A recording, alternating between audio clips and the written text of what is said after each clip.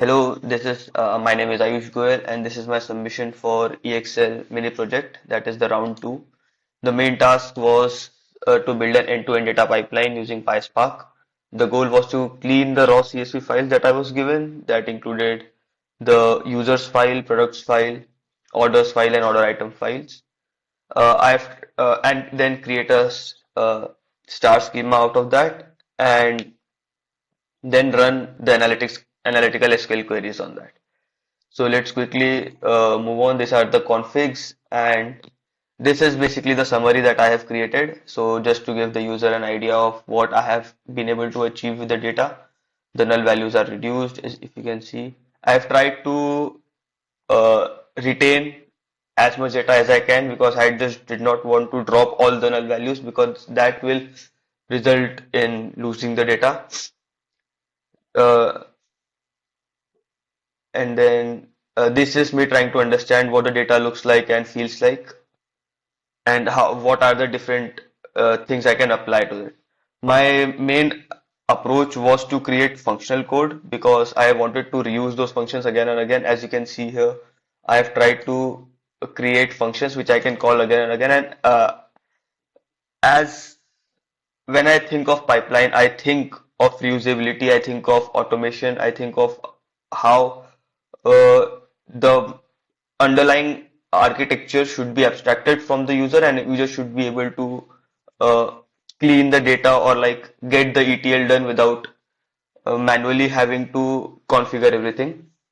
Some part will always depend on the file data as well, but some part, as far as some columns are concerned, I think that should be reduced. For example, if you can see, this is the clean file after all the above functional code you saw, and this is how the clean file looks. I have maintained the names.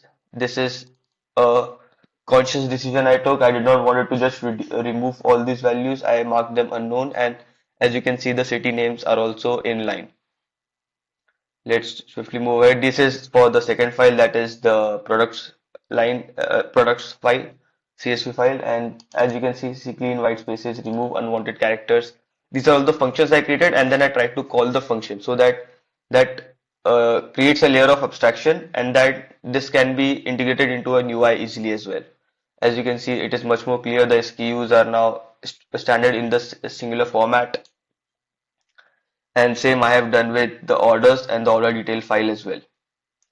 Swiftly moving ahead to the star schema, let me just show. Yeah, so this is the initial design of the schema that I planned, and this is what I came up with while actually performing the task. Let me just show you. This is the plant UML viewer, and I created this UML diagram just for easy understanding and visual purposes. Now let's move ahead to actually implementing the schema. Here you can see that there is output uh, packet file, and here inside we have result. These are the six results for the six SQL files plus the fact orders. This is the actual fact schema that I created. So this is just rechecking the fact schema and then trying to slowly combine the data into one format. Yeah, as you can see, a lot of code here is commented. This actually I was thinking about creating a higher level of abstraction where all the four files could come under one level, but that became too complex and I think out of scope of this project. This is under null and removing the null values that were just not manageable, and then structure of the analysis. Yeah, so let's just quickly move on to the schemas. This is me preparing the data. This is the table, complete view of the schema, all tables together. And then this, I have started with the queries, percentage of total sales.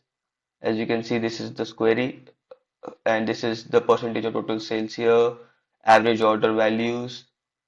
And if you can see, we can just like reduce the number of transactions and then run again, and it will work. This is all live coding. And I think see, we got 20 values. Yeah, this is the monthly revenue trends and the highlight. So thank you.